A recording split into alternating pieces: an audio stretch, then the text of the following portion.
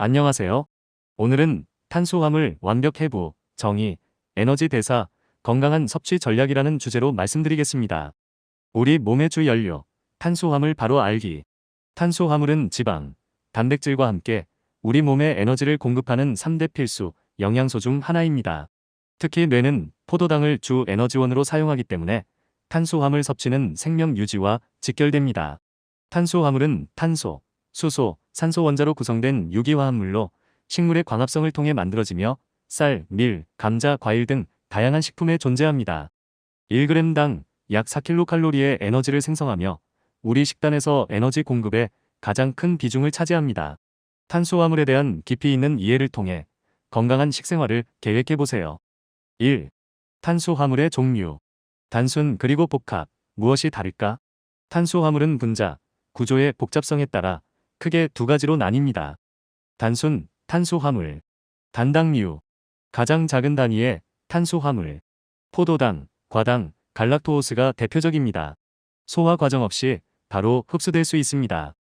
이당류, 단당류 두 개가 결합한 형태, 설탕, 포도당 플러스 과당, 엿당, 포도당 플러스 포도당, 유당, 포도당 플러스 갈락토오스 등이 있습니다. 소장에서 단당류로 분해된 후 흡수됩니다. 특징. 단맛이 나며 소화 흡수가 매우 빨라 혈당을 급격히 상승시킵니다. 과일, 꿀, 설탕, 유제품, 가공식품, 청량 음료 등에 많이 들어있습니다. 복합 탄수화물. 다당류. 수백, 수천 개의 단당류가 길게 연결된 고분자 화합물입니다. 녹말, 전분. 식물의 주요 저장, 탄수화물. 아밀로오스와 아밀로펙틴으로 구성되며 소화 효소에 의해 포도당으로 분해되어 에너지원으로 사용됩니다. 곡류, 쌀, 밀, 옥수수, 감자, 고구마, 콩류 등에 풍부합니다. 글리코겐. 동물의 저장, 탄수화물. 간과 근육에 저장되어 있다가 필요시 포도당으로 분해되어 사용됩니다. 식이섬유. 사람의 소화 효소로는 분해되지 않는 탄수화물. 직접적인 에너지를 내지는 않지만 장 운동 촉진, 혈당 조절, 콜레스테롤 감소, 포만감 증진 등 건강에 매우 중요한 역할을 합니다. 채소, 과일, 해조류, 통곡물, 콩류에 많습니다. 특징. 단맛이 거의 없으며 분자 구조가 복잡해 소화 흡수가 느립니다. 혈당을 서서히 올리고 포만감을 오래 유지시켜줍니다. 영양 밀도도 높은 편입니다. 2. 탄수화물의 여정.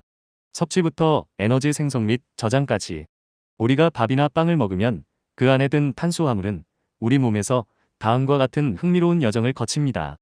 소화 단계. 2. 층속 소화 효소인 아밀라아제가 녹말, 전분을 분해하기 시작합니다. 위. 위산 분비로 아밀라아제 작용이 잠시 멈춥니다. 소장. 췌장에서 분비되는 강력한 아밀라아제가 탄수화물을 이당류나 올리고당으로 분해하고 소장 점막의 효소 말타아제, 수크라아제, 락타아제 등이 이를 최종적으로 단당류, 포도당, 과당, 갈락토오스로 만듭니다. 흡수 단계. 소장 벽의 융터를 통해 단당류가 혈액 속으로 흡수됩니다. 에너지 대사 단계. 흡수된 포도당은 혈액을 타고 이동하며 혈당을 형성합니다. 혈당이 높아지면 췌장에서 인슐린이 분비되어 포도당이 세포, 뇌, 근육, 지방세포 등 안으로 들어가도록 돕습니다. 세포 안으로 들어온 포도당은 세포 호흡 과정을 통해 우리 몸의 에너지 화폐인 ATP 아데노신 3인산을 생성합니다. 이 ATP가 근육 수축, 신경 전달, 체온 유지 등 모든 생명 활동에 사용됩니다. 저장 단계.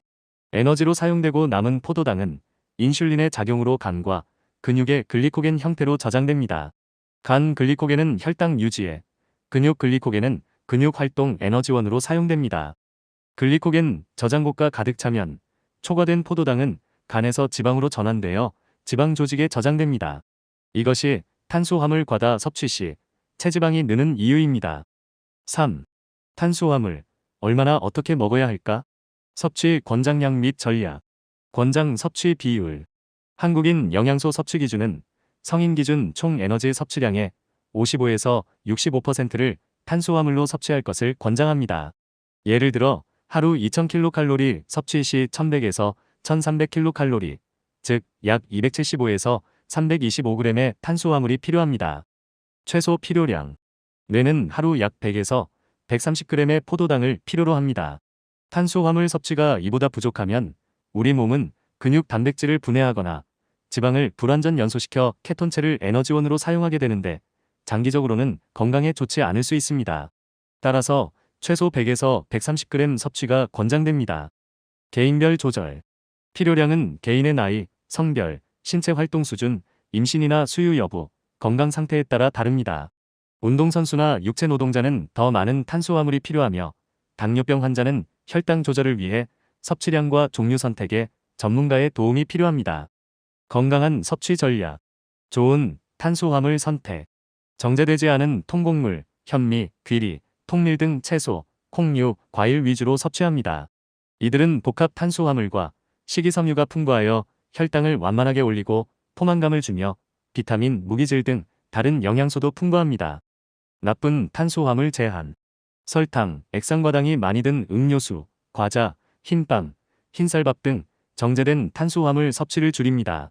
이들은 영양가는 낮고 혈당을 급격히 올려 인슐린 분비를 자극하며 과잉 섭취 시 비만, 대사증후군, 제2형 당뇨병 등의 위험을 높입니다. 식이섬유, 충분히 섭취. 하루 20에서 30g의 식이섬유 섭취를 목표로 합니다. 장 건강 개선, 혈당 및 콜레스테롤 조절에 도움이 됩니다. 균형 잡힌 식사. 탄수화물 섭취 시 단백질, 건강한 지방, 채소를 함께 섭취하면 혈당 상승을 완만하게 하고 영양 균형을 맞출 수 있습니다. 결론. 탄수화물, 현명하게 선택하고 건강하게 즐기자. 탄수화물은 우리 몸에 없어서는 안 될 필수 에너지원이지만 어떤 종류를 얼마나 먹느냐에 따라 건강에 미치는 영향이 크게 달라집니다. 무조건 탄수화물을 피하기보다는 건강에 유익한 복합 탄수화물과 식이섬유 위주로 적정량을 섭취하는 것이 중요합니다.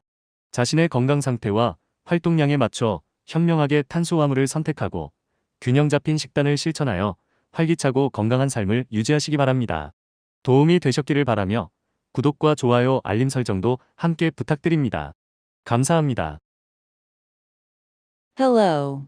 Today, I will talk about the topic of complete dissection of carbohydrates, definition, energy metabolism, and healthy consumption strategies. Our body's main fuel, carbohydrates. Carbohydrates are one of the three essential nutrients that provide energy to our body along with fat and protein.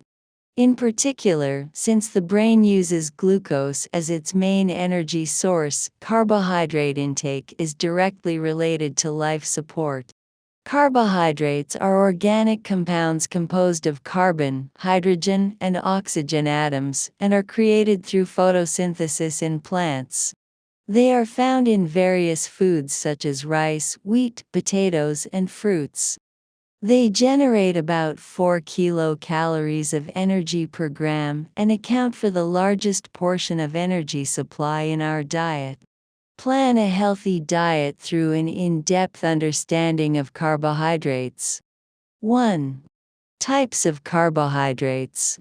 What is the difference between simple and complex? Carbohydrates are largely divided into two types depending on the complexity of their molecular structures. Simple carbohydrates. Monosaccharides.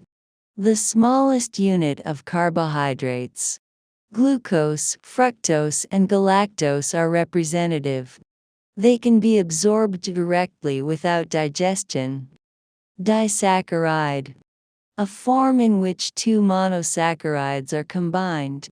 Examples include sugar, glucose plus fructose maltose, glucose plus glucose and lactose, glucose plus galactose.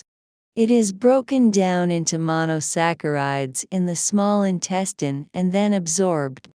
Characteristics. It tastes sweet and is very quickly digested and absorbed, rapidly increasing blood sugar levels. It is found in large quantities in fruits, honey, sugar, dairy products, processed foods, soft drinks, etc. Complex carbohydrates. Polysaccharides. A polymer compound in which hundreds or thousands of monosaccharides are linked long. Starch. The main storage carbohydrate of plants. It is composed of amylose and amylopectin and is broken down into glucose by digestive enzymes and used as an energy source. It is abundant in grains, rice, wheat, corn, potatoes, sweet potatoes, and beans. Glycogen. Animal storage carbohydrate. It is stored in the liver and muscles and broken down into glucose when needed. Dietary fiber. Carbohydrates that are not broken down by human digestive enzymes. Although it does not provide direct energy, it plays a very important role in health, such as promoting intestinal movement, controlling blood sugar, reducing cholesterol, and increasing satiety. It is abundant in vegetables, fruits, seaweed, whole grains, and beans. Characteristics. It has little sweetness and its molecular structure is complex, so digestion and absorption are slow. It gradually raises blood sugar and maintains satiety for a long time. It also has high nutritional density. 2. The journey of carbohydrates. From ingestion to energy production and storage. When we eat rice or bread, the carbohydrates in it go through the following interesting journey in our body. Digestion stage. Mouth. Amylase, a digestive enzyme in saliva, begins to break down starch. Stomach. The action of amylase is temporarily stopped due to gastric acid secretion. Intestine. Powerful amylase secreted from the pancreas breaks down carbohydrates into disaccharides or oligosaccharides and enzymes in the small intestinal mucosa, maltase, sucrase, lactase, etc. Ultimately turn them into monosaccharides, glucose, fructose, galactose. Absorption stage. Monosaccharides are absorbed into the blood through the villi of the small intestine wall. Energy metabolism stage. The absorbed glucose travels through the blood and forms blood sugar.